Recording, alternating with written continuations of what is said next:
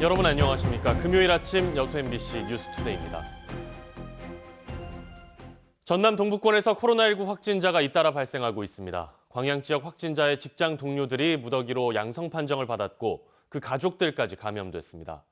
우려했던 지역 내 연쇄 감염이 급격하게 확산하면서 방역에 비상이 걸렸습니다. 문형철 기자입니다. 그젯밤 코로나19 양성 판정을 받은 여수 17번째 확진자는 순천 모 은행에 근무했던 광주 517번째 확진자의 자녀입니다. 지난 주말 첫 진단검사에서는 음성 판정을 받았지만 자가격리 중 진행된 2차 검사 결과 바이러스에 감염된 것으로 확인됐습니다. 강제노래원으로 이송을 했습니다. 그동안 자가격리 상태이기 때문에 어디 외부로 출입을 했다든지 그런 게 없기 때문에. 최근 확진자가 잇따라 발생했던 순천과 광양에서는 어제 오후 각각 3명의 확진자가 추가됐습니다. 이들 모두 광양 25번째 확진자의 직장 동료입니다. 이어 어제 저녁에는 순천 지역 확진자의 가족 2명도 양성 판정을 받는 등 바이러스의 확산 속도가 심상치 않자 광양시는 순천시와 마찬가지로 사회적 거리 두기를 1.5단계로 격상하는 방안을 검토하기로 했습니다. 이동 동선이 너무 광범위하여 여각조사, 검체, 방역조치, 자가격리자 관리 등 우리 시의 방역 역량이 한계점에 이르고 있습니다. 우려했던 지역 내 연쇄 감염이 급격하게 확산하고 있지만 최초 감염원은 아직 파악되지 않은 상황. 보건당국은 동부권 3개 시 등이 참여하는 TF팀을 구성해 심층 역학 조사를 벌이기로 했습니다. GPS, 신용카드, 사용 내역이랄지 여러 가지 조회를 했습니다만은 감염원을 쉽게 찾지를 못하고 있어서 저희 도와 보건환경연구원까지 포함해서 심층 역학조사를 진행을 할 겁니다. 보건당국은 휴대전화 안전 안내 문자 등을 확인해 확진자와 동선이 겹치거나 접촉 가능성이 있는 경우에는 곧바로 선별진료소를 방문해 진단 검사를 받을 것을 당부했습니다. MBC 뉴스 문형철입니다. 전남도가 코로나19의 지역 확산을 막기 위해 도내 사회복지시설과 사업장에 대한 차단 방역을 강화합니다. 김 지사는 어제 긴급 발표를 통해 도내 모든 사회복지시설과 사업장에 대해 간부급 방역관리자 지정, 유증상 시 업무 배제, 출근과 외출 복귀 시 발열 체크 의무화, 매일 증상 확인 등을 권고했습니다. 또 전남 동부권 추가 확산 차단을 위해 역학조사관 8명으로 구성된 역학조사 TF팀 운용에도 들어갔습니다. 여수 예술랜드의 불법 개발 행태에 대해 연속 보도해드리고 있습니다. 그런데 이 불법적인 자연 개발은 여수만의 문제는 아니었습니다.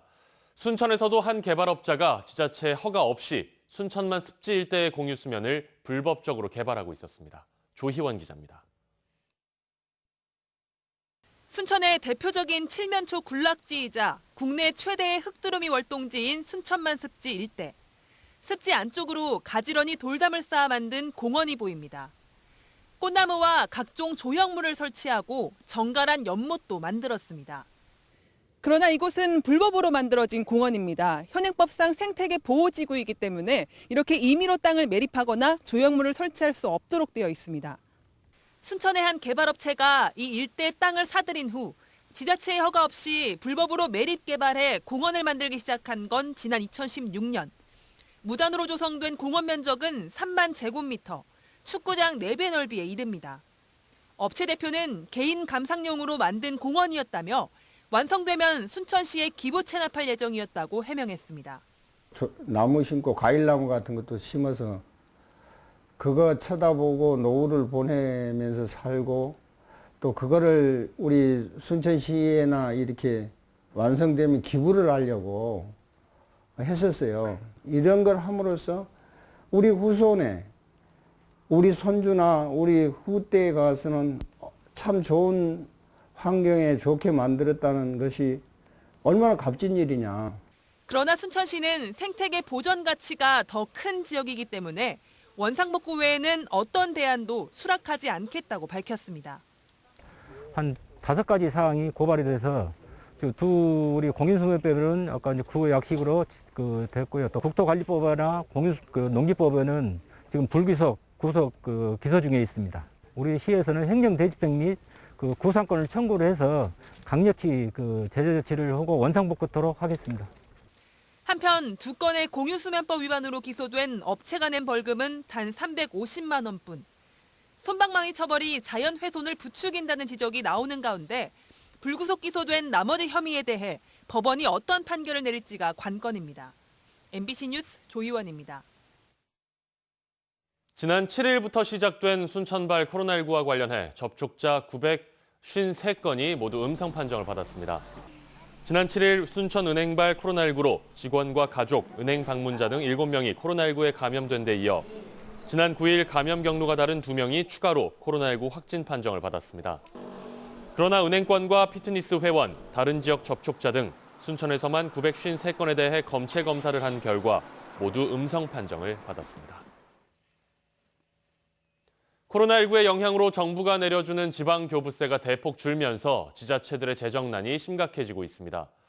자체 신규 사업 추진은 엄두도 못 내고 있고 심지어 지방채를 발행하는 지자체들도 속출하고 있습니다. 김양훈 기자의 보도입니다.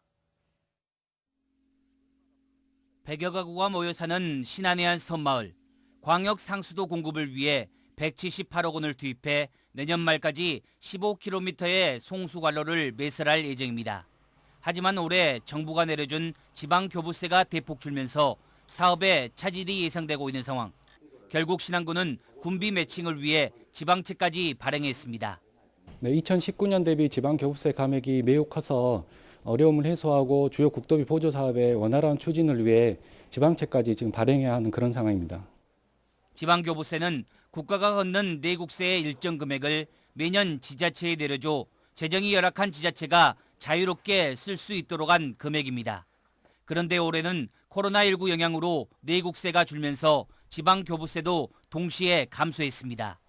올해 전남도를 비롯해 전남 22개 시군이 받은 지방교부세는 6조 184억 원, 지난해보다 15% 가까이 줄었습니다. 예산이 줄다 보니 전남에서만 벌써 3개 지자체가 지방채를 발행했고 지방채 발행을 검토하고 있는 지자체도 늘고 있습니다. 신규 투자 사업은 엄두도 못 내고 있고 행사성 경비와 소모성 지출을 줄여 긴축 재정을 하고 있지만 재정 운용이 어려운 상황. 이런 가운데 행정안전부가 내년에도 지방교부세 삭감을 예고하고 있어 앞으로가 더 걱정입니다. 국도비에 대한 매칭 사업 외에 자체적으로 추진해야 될 사업에 대한 재원의 여력이 전혀 없어 굉장히 어려운 상황입니다. 코로나19 여파로 경기가 침체되는 데 지방교부세까지 줄어들면서 지자체들의 살림살이는 그 어느 때보다 어려움이 예상됩니다. MBC 뉴스 김양훈입니다. 광주시민권익위원회가 광주 민간공항만 먼저 이전하는 건 재검토해야 한다는 내용의 권고안을 냈습니다. 이제 공은 광주시장에게 넘어간 셈인데요. 어떤 결정도 쉽지 않은 상황에서 전남을 설득할 중재안을 만들어낼 수 있을지 관건입니다. 우종훈 기자입니다. 광주시민권익위원회가 군공항 이전에 대한 결정 없이 민간공항만 무한으로 이전해선 안 된다고 광주시에 권고했습니다. 권익위의 권고안은 광주시민 79.5%가 민간공항만 이전하는 데 반대한다는 여론조사를 근거로 한 겁니다. 관심은 선택권을 가진 광주시에 쏠리고 있는데 권고안의 강제성은 없지만 이용섭 광주시장은 어떤 선택도 쉽지 않은 상황에 놓였습니다. 정책 공고안에 대해서 광주시는 시민들의 의견, 국방부, 국토교통부, 전라남도의 의견을 종합적으로 판단하여 권고안에 따라 민간공항 이전을 미루면 가까스로 상생 분위기를 만들어가고 있는 전남과 관계에 악영향을 미칠 수도 있습니다. 실제 전남도 관계자는 광주시가 민간공항 이전 약속을 지키지 않으면 군공항 이전도 힘들어질 것이라며 현안 사업에 직접적 영향은 미치지 않아도 신뢰관계를 해치는 일임은 분명하다고 밝혔습니다. 반면 지난 2018년 광주시와 전남도가 합의한 대로 내년까지 민간공항을 이전하면 시민들의 의견을 무시하는 셈이 돼 정치적인 부담이 따릅니다. 민간공항 이전에 대한 의견은 지역의 학계와 시민단체에서도 분분했습니다. 대부분 권익위의 권고안과 전남도와 합의를 지키는 것은 그 사이에 합의점을 찾기 어려워 충돌할 수밖에 없다며 섣불리 의견을 밝히길 꺼렸습니다. 이용섭 시장은 최근까지 늦지 않게 결정을 내리겠다고 밝혔습니다. 시민들의 뜻도 존중하면서 광주 전남 상생 그리고 지역의 미래 발전에 도움이 되는 솔로몬의 지혜를 찾도록 노력을 하겠습니다. 민간공항에 대한 광주시 입장은 늦어도 한 달 뒤에는 날 것으로 보이는 가운데 어떤 결정을 내려도 그 결과가 부담스러울 수밖에 없는 상황입니다. MBC 뉴스 우종훈입니다. 여수 광양항만공사가 올해 공공구매 우수기관으로 선정돼 대통령 표창을 받았습니다. 중소기업청에 따르면 항만공사는 중소기업 제품 판로 지원과 기술 개발 제품 구매 활성화를 위해 노력한 점을 높게 평가받았습니다. 공사 측은 앞으로도 중소기업들의 자생력 강화를 위해 다양한 지원 사업을 시행하겠다고 밝혔습니다. 더불어민주당 서동용 의원이 국회 예산결산특별위원회 소위에 참여합니다. 여야는 어제 555조 원 규모의 내년 정부 예산을 심사하기 위해 서동용 의원 등 모두 15명이 참여하는 소위원회 구성을 의결하고 심의를 거쳐 다음 달 2일쯤 예산안을 확정할 예정입니다. 이에 대해 서 의원은 한국판 뉴딜 추진과 국가 균형 발전 등 현 정부의 중점 과제와 함께 도내의 주요 현안들도 챙기겠다고 밝혔습니다. 광양시가 광양사랑 상품권의 가맹점 등록을 의무화합니다. 광양시는 내년부터 가맹점으로 등록되지 않은 업체에서는 광양사랑 상품권 결제가 이루어지지 않는다며 올해 말까지 온라인과 현장 접수 등을 통해 가맹점 신청이 필요하다고 밝혔습니다. 이번 조치는 지역 화폐 활성화와 부정 유통을 방지하기 위한 정부의 법률 시행에 따라 이루어졌습니다. 전남 테크노파크 원장 개인 채무로 인해 정부 공모 사업에서 탈락한 사례를 놓고 전남도 의회가 전남도의 감독 소홀을 지적했습니다. 전남도 의회 김경자 의원은 테크노파크 원장 채무로 인해 산업부 과제 3건이 제외됐고 사전 신청을 못한 과제까지 합하면 피해 규모가 더 크다며 전남도 기획조정실이 직무 감독에 신중해야 한다고 밝혔습니다. 여수의 한 지역주택조합 설립 인가와 관련해 일부 조합원들과 여수시 간에 갈등이 불거지고 있습니다. 여수 공화지구 지주택 비상대책위원회는 어제 여수시청 앞에서 집회를 열어 고소고발 사건 등을 이유로 조합 설립 인가를 보류해달라고 요청했지만 여수시가 이를 묵살했으며 법원도 임시총회 소집 요구에 대한 결정을 미루고 있다고 주장했습니다.